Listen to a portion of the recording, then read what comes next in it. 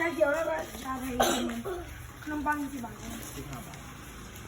เอาแบบกี่บาท เอาแล้วรวม10 บาท เอาแบบ10 บาท เอาแบบไหนก็ได้หนูอยากกินไหนเลือกเลย ว่าขนมปัง เอาขนมปังสตรอเบอรี่ครับอย่างนั้นเป็น เต็มที่เลย เอาชาเขียวกับชาไทย เอาดิสตรอเบอรี่ เอาแบบ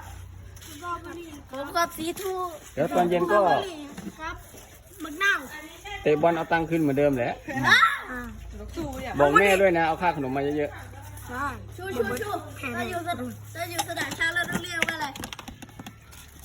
ฮะเรียกว่าอะไร ไปเตะที่ไหน เรียก ครั ว่า บ อะไร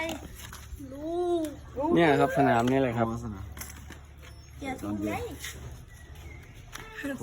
คนเยอะป่ะครับ คนน่าจะเยอะนะ เด็กน้อยครับเด็กกับเด็กน้อยเยอะทุกวัน แต่ก็พิเศษดีก น้ ว่า องไทย ไข่เกือบทุกวัน